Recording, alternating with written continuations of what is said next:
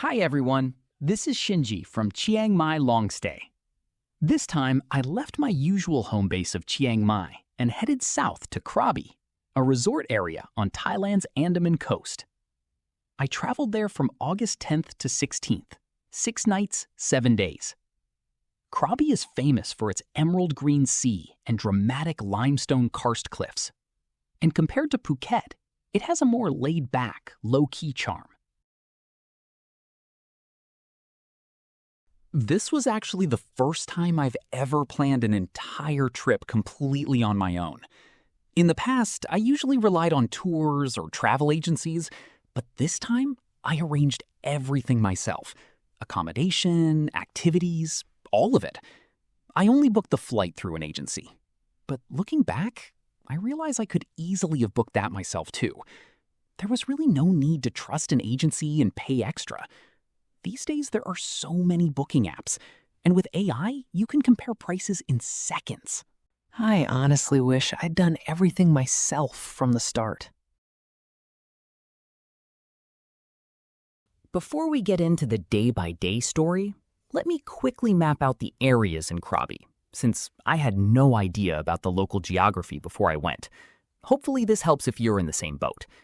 Krabi is roughly divided into 3 areas: Krabi Town, Ao Nang Beach, and the islands, including the famous Phi Phi Islands. First, Krabi Town, where we stayed. It sits right at the mouth of the Krabi River, so it's actually not that far from the sea. But the roads don't run straight to the coast. They wind around, so getting to the beach takes longer than you'd expect. It has a real local feel, with a night market and a weekend market, plenty of cheap local eateries, and generally low prices. If you want to hit the beach, you'll need a 20 to 30-minute taxi or tour transfer. One quirky thing I noticed walking around, there's a set of 4 prehistoric man statues perched on top of a traffic signal at an intersection. Apparently, it's a nod to ancient primate fossils discovered in the area, and it's become a fun little local landmark. Next, Ao Nang Beach. This is Krabi's main tourist hub, packed with restaurants, cafes, and tour agencies right along the beachfront. Most island-hopping boats depart from here, so it's a convenient base if you're focused on activities, though prices tend to run higher than in Krabi Town. And then there are the islands. Phi Phi and the 4 Islands tour, reachable by day trip boat from either Krabi Town or Ao Nang. Think of these less as places to stay and more as day trip destinations. Not knowing any of this beforehand, we ended up somewhat randomly choosing Blue Monkey Hotel in Krabi Town. In hindsight, that turned out great. We got to enjoy the local vibe and cheap eats.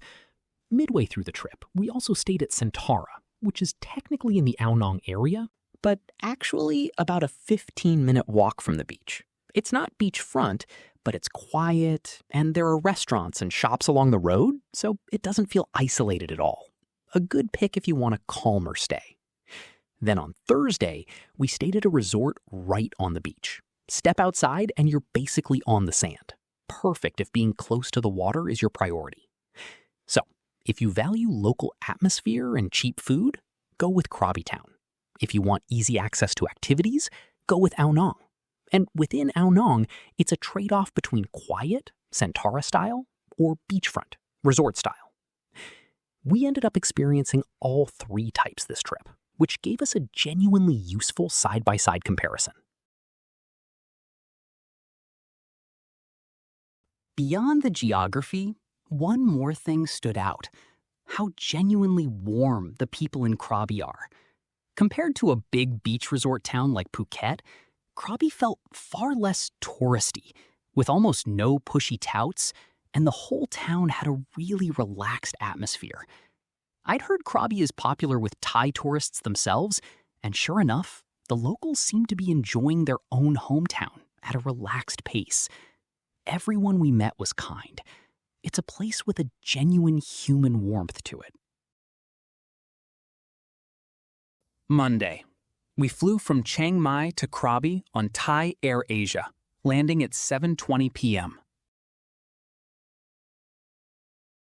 From the airport, a 250 baht taxi took us to Blue Monkey Hotel in Krabi Town for check-in. To recover from the travel, we headed to a nearby restaurant called The River for Thailand's classic Phu Pad Pong curry, stir-fried crab curry. It used an entire crab, packed with meat. Honestly, the best version of this dish I've ever had. A fantastic way to kick off the trip. Tuesday, we hired a boat from Krabi Town for a cave sightseeing tour. 500 baht per boat, plus a light meal at a riverside restaurant.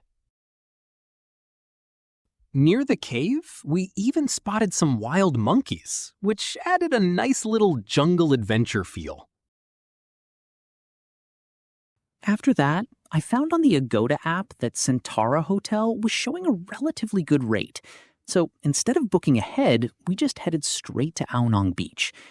When we asked at the front desk in person, they quoted us an even better price than Agoda's, 1,500 baht, including breakfast. So we booked on the spot. Not part of the original plan, but that kind of flexibility is exactly what makes independent travel fun. We took a walk along Ao Nang Beach and had a light dinner, pasta, at the hotel that evening. Wednesday, we booked a private boat tour of 4 nearby islands through Centera's activities desk. 4,000 baht for the whole boat, chartered just for us. Being private meant we could set our own pace, which was great. That night, we headed back to Blue Monkey and enjoyed Phu Pad Pong curry at the river once again. Thursday, for lunch, we went to a local spot in Krabi Town called Tobiko Sushi. Honestly, one of the most memorable meals of the whole trip.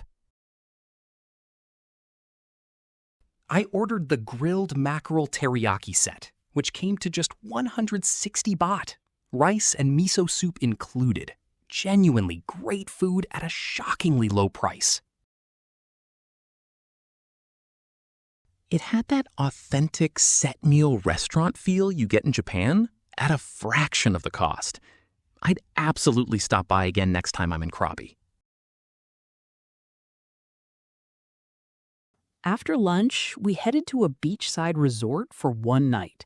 The building itself had real resort-style luxury. The restaurant and the front desk were even in separate buildings, each its own little structure. So just walking around the property felt like a bit of an adventure. That kind of design really adds to the whole experience. The hotel had sun loungers set up right by the beach. We spent time lying there, watching the sunset, and took a dip in the big pool. Just lying on those loungers, listening to the waves, doing nothing at all. That was pure bliss. It's a luxury you only get at a beachfront hotel. Thailand technically doesn't have private beaches as a legal concept, but since the beach was mostly used by hotel guests, it felt calm and quiet all the same. The next morning's breakfast at the hotel was outstanding. A genuinely lavish spread with an ocean view. Seeing that breakfast made me think the hotel restaurant's dinner would probably have been great too. The night before, we'd walked in and found only one other table occupied, which made us nervous, so we ended up eating at a Japanese restaurant outside instead. Looking back, maybe I shouldn't have judged it just by how empty it looked. By the way, this resort town had tour agency stands scattered everywhere, and that's where we booked Saturday's Phi Phi Island tour. Friday, we headed back to Blue Monkey Hotel. That's when I noticed something interesting about ride-hailing apps. Grab quoted 220 baht for a ride, while Bolt quoted 389 baht for the same route around the same time. That's a pretty big gap for the same trip.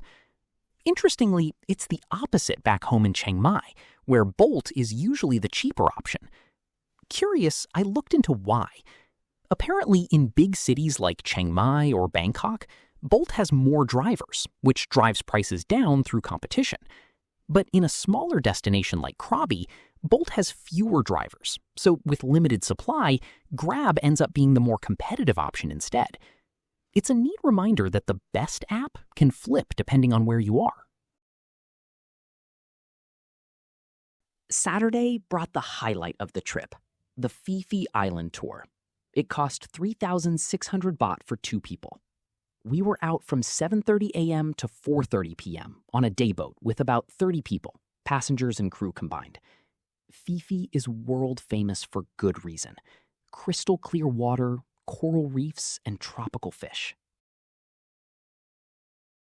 One important heads up though, the boat ride out to Phi Phi takes about an hour, and it gets rough, really rough. You'll see it mentioned online too, but seasickness and actual vomiting is genuinely common on this route.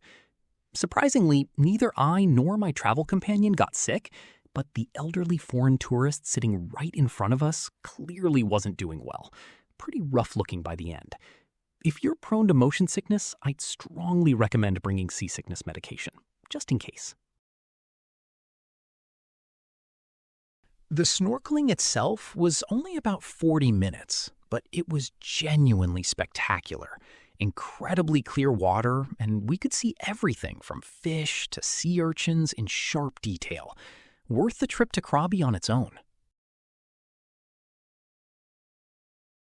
That night, we went back to the river for a seafood set. 1,790 baht for a plate of 5 items, including lobster, fish, squid, shellfish, and crab.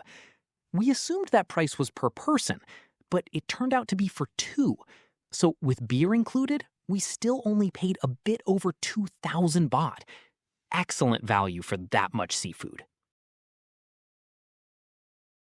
Sunday, our last day, we had breakfast at a well-known dim sum spot near the hotel called Ratcharat Dim Sum. We took plenty of photos of the food too. After that, we treated ourselves to a 90-minute Thai massage.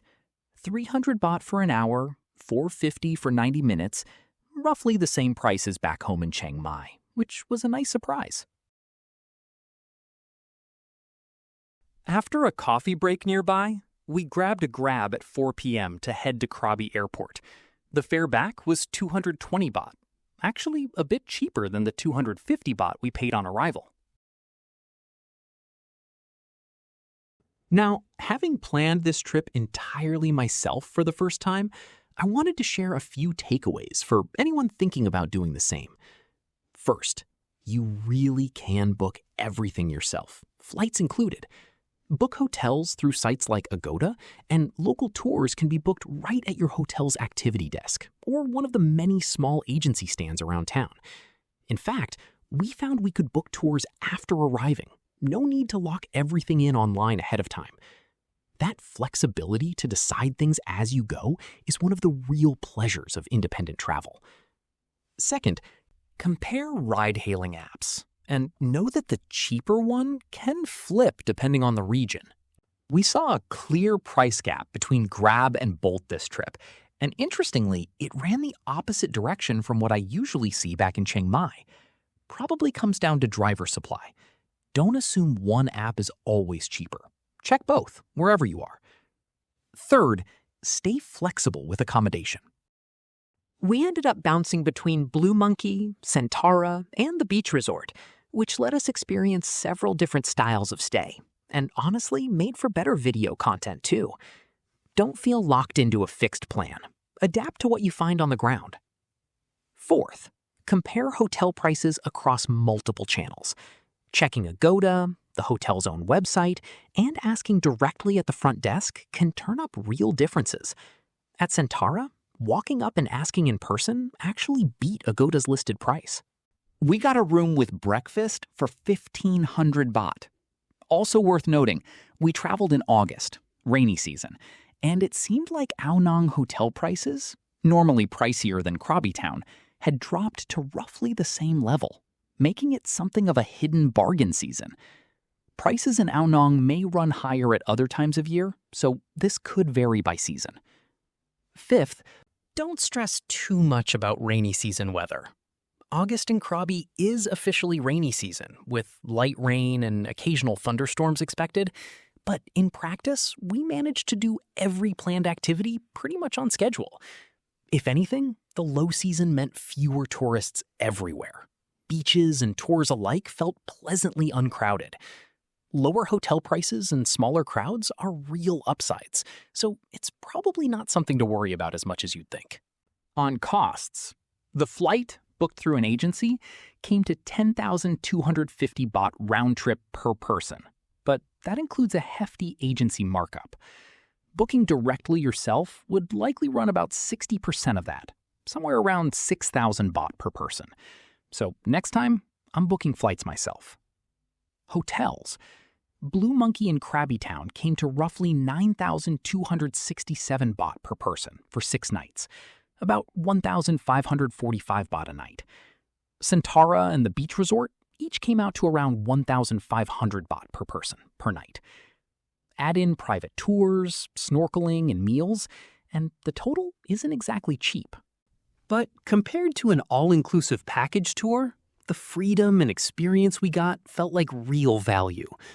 All told, the whole 6-night, 7-day trip came to about 32,000 baht per person.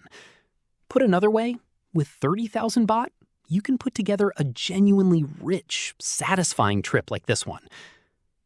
Sixth, a trip like this is a fantastic way to actually use the language you've been studying. I've been learning both Thai and English through classes here, and this trip turned into real hands-on practice. Negotiating with taxi drivers, ordering at restaurants, booking tours, all situations that put living, breathing Thai to use in ways a textbook never can. It gave my motivation a real boost. If you're studying a language, travel is genuinely one of the best ways to put it into practice. Independent travel used to mean digging through guidebooks and doing a ton of legwork. But these days, with a smartphone and AI, you can get whatever information you need right when you need it. If you're planning a trip to Thailand, I genuinely encourage you to try planning it yourself at least once. So, how was this trip to Krabi? Emerald green water, the fish we met while snorkeling, and my first real attempt at planning a trip solo? It was a packed, memorable week. Actually going through the process myself gave me a real sense that next time I could plan an even more efficient and even better itinerary. Now that I have a sense of the budget, I'd love to come back for another week or so and just take it slow next time. I'll keep sharing more about long-stay life in Chiang Mai and travel around Thailand, so if you enjoyed this, please consider subscribing. Thanks for watching, and see you in the next video.